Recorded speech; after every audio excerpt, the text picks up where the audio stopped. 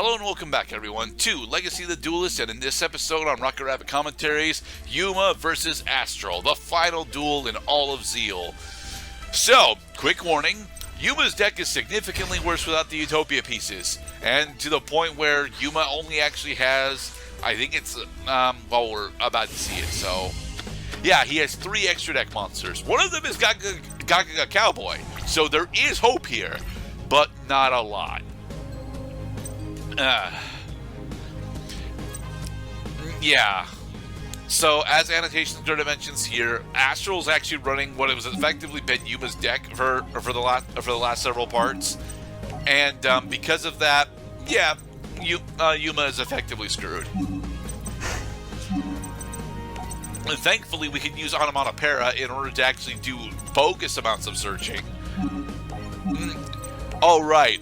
We only have three copies of Gaga Cowboy in our extra deck, so... The good, the bad, and the ugly? Well, the good, the great, and the Okazi, so... And Astral, like everyone fucking else, is in fact running a rank 4 engine in order to spam out Utopia pieces. But he also gets good fucking monsters, like Gene-Warped Werewolf, Rescue Rabbit... I remember when Rescue Rabbit took over the world. Oh, he's doing 3. What's he got? For Shark Drake. I vaguely remember this creature. You should. Let's see what he does. Because we solved a duel puzzle using a Shark Drake. Alright, so I think the play here specifically is to go into Cowboy and hope that we specifically can use Cowboy in order to run over Shark Drake. I use Kage to Kage.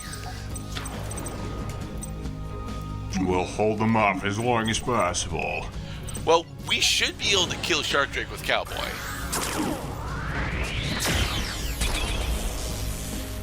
They really expect us to use all 3 of those cowboys. And we're supposed to use not only all 3 of these cowboys, but we're supposed to use each of Cowboy's effects like multiple fucking times. Yay! We killed Shark Drake. Okay. Nice. We have so a much decent for field that. presence. We have a decent field presence right now. We're technically even with Astral. Goblinberg. Now, what's he gonna bring out with Goblinberg? Giant Rat. And then, is it Utopia?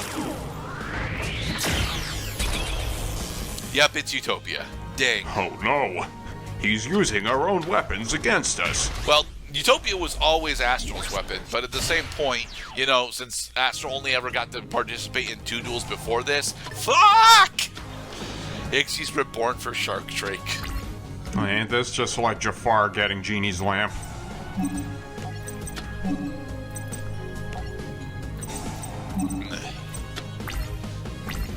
Now, the actual problem that we've got is that, okay, there we go. We should have just Darkhold, damn it. You should have just Darkhold. Alright, going for another Cowboy. The actual problem that we have here specifically is that Utopia is not a once per turn effect. So he can actually negate both of our attacks here.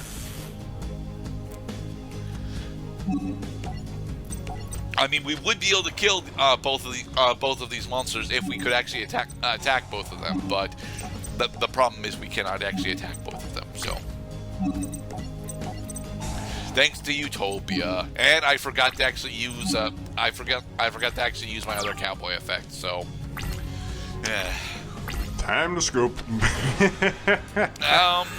It's not quite time to scoop quite yet. I mean, we're not totally dead.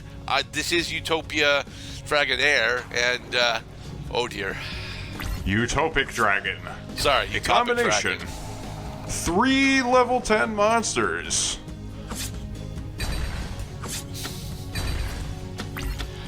Owie wowie. Yes. Lots of owie. Okay, we've got Giant. Alright, now. So use Darkhold. Alright, then bring out Giant. Swing with Giant in order to deal some damage. Also use Giant's effect in order to bring out Golem. Oh, we're going for Ghost instead? Okay. Because does Ghost actually resolve here? I don't think it does. I think Giant negate. Giant negates. No, Giant does not negate Ghost. Cool. All right. Let's go into another cowboy. Why not? Well, Cowboy is the best Xyz monster ever printed. So, if you take the number of cards in Yuma's extra deck and the number of cards in Astral's extra deck, and you added them together, it adds up to 15. Thus showing what happens when you take one character who is okay and split them into two different characters who are not as okay. Oh dear me. Freaking graveyard recursion, bro. Yeah. It's one of the things that a lot of the decks from this area of Yu-Gi-Oh actually have a lot of, and I'm actually okay with a lot of the graveyard recursion that we see. But you know, it's very difficult to deal with this much graveyard recursion. Wait, hey man, you're out of Xyz materials. How come you still get effects? Alright, Zubaba Knight. Attempt to protect us from Shark Drake, please. Shazubi.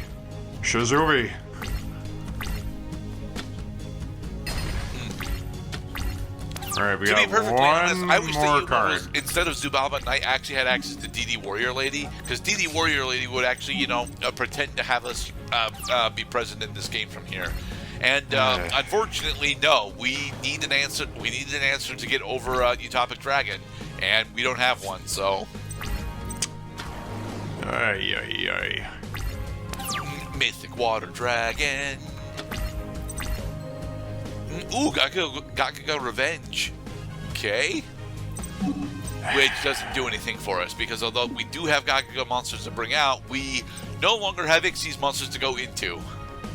I really wish that Shark had thrown a Silent Honor Dark, but the thing is, Shark loses Silent Honor Arc to Astral, you know, after his duel, so... Yeah. Question. How do you raise the difficulty in Legacy of the Duelist? Answer. You restrict the number of extra deck cards you get. Well, here's Magnum Shield. Maybe we can use Magnum. Gains attack equal to its defense. Gains defense equals to its attack. So many options. I'm trying to see. Cowboy would actually be.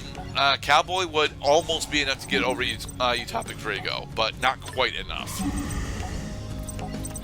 Look, man, this is a deck that the two decks actually going up against each other. All that these decks are concentrated on doing is pumping out Xyz monsters.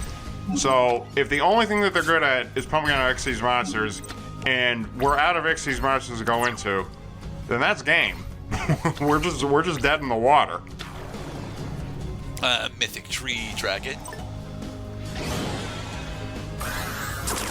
What the? What, did it just modulate its level? Yes. Damn it. Behold, Galaxy Eyes Prime Photon Dragon. Thank you for finally killing us, Astral. We just did that, you stupid tip! No, you did equip it to Gakuga Cowboy. Yeah, which is exactly the tip that it showed us. Equip Magnum Shield to Gakuga Cowboy to make the strongest monster. But the strongest monster, it was not. Yeah. The strongest monster that it can be. Alright. Thankfully, though, Astral's big problem for this deck is that, to be perfectly honest, being still dependent on the Utopia pieces means that very specifically, if he doesn't get into them, it's actually relatively easy to, you know, just slowly grind him out. He's actually very vulnerable to removal spells. You know, like Fissure, Lightning Vortex, Raigeki, Dark Hole, all those kind of stuff. Yeah, Astral is actually very vulnerable to them. Kage Tokage. All right, so this is the kind of stuff that is indicative of a good opening, because now he's got a rank 8 Ixies.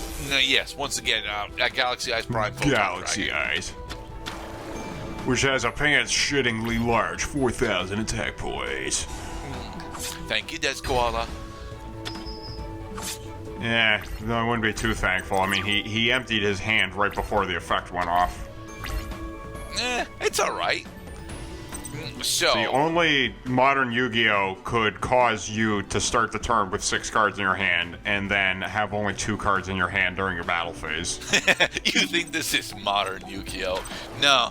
Cloud, right now, the current best deck will start with 5 cards in their hand, dump their entire hand onto the field, and end their turn with 4 cards in their hand. Nice.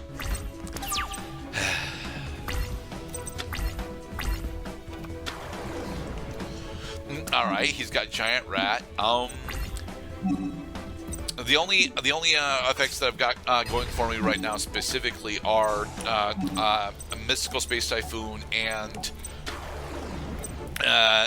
Dust Tornado. So it's a tad annoying that they keep asking me if I want to actually activate them, because I do not. Just keep saying no. Just because they're asking you an additional time does not mean it's time to say yes. Your Giant Rat into yet another Giant Rat. This is one of the things that I actually like about Astral in general. The fact that he's actually willing to, he's actually dare I say, there is actually run the older recruiters, and I really like the older recruiters. He is. All right, now let us actually show you the power of our Ixies monsters, Astral. Specifically, Silent Honor Arc. I fucking love this card. This card is very specifically why I like Shark so much. The fact that Shark is tied to this card, is extremely awesome to me. I get it, because the first letter of Silent is S. The first letter of Honor is H, and the last word is Arc. Yep. It spells shark. That's so stupid. Hey, come on, it's a cute reference. Yeah, but you would have to have watched the anime in order to get that reference. I am just so thankful that the game is not so dependent on the source material that you can't enjoy the game unless you've actually seen the anime.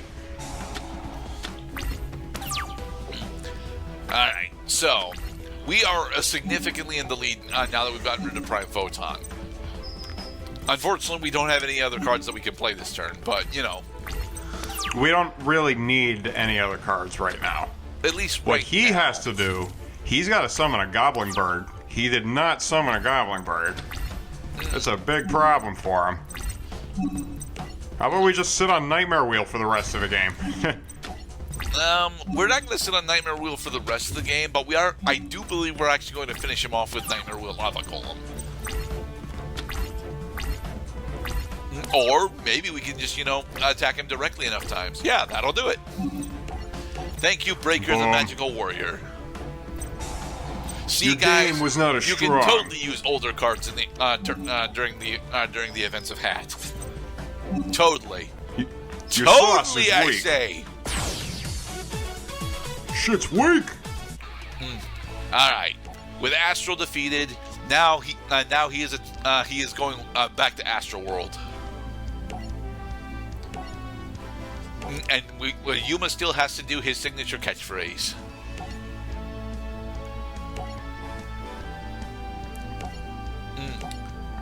Oh, hi, Shark. Yeah, so Yuma, Kite, and Shark are still number hunters specifically, and they get additional adventures after this, despite the fact that this is the end of the anime. Also, as Annotation Grid mentions here, Arc V plays tribute to every other series except Zeal. So, yeah. Anyway, that is the end of the Zeal campaign. It is a bit overly convoluted. I fucking hate playing as Yuma for most of it. But to be perfectly honest, It's relatively simple. Once you, by this point in the campaign, you should be able to at least build your own deck that you are comfortable running. To the point where a majority of the themed duels that you go into aren't exactly all that difficult. Dawn 1000 is specifically a real disappointment, but a majority of the other Barian and Astral fights are actually really, really cool. Oh, let's get something good, something good. Hey, we're getting good Ghost Trick Spectre. stuff. Ooh, Athena's nice too. The White Elephant's Gift. Catnip's Kitty's good. Another tour okay. Condemned Maiden's alright. Celestial Observatory, I don't know anything about. Armored Kappa is actually pretty good for as a rank 2. Big Evolution Pill is pretty awesome. Night Express Knight is really good. Yes. Subterror, Behemoth, Umastrix. The Subterrors are honestly a really interesting archetype, and they just don't work because they're flooded with boss monsters, and their best card is actually not one of them. Frostosaurus, cool. Also, Protector of the Sanctuary, which I think at the moment is still actually banned. I'm not sure. I'd have to look. Let's see. Ghost Trick Spectre, and a Wild Monster appears, which is a really cool spell card that pretty much never actually resolves. Be safe, everybody. Dun, dun, dun, dun, dun, dun,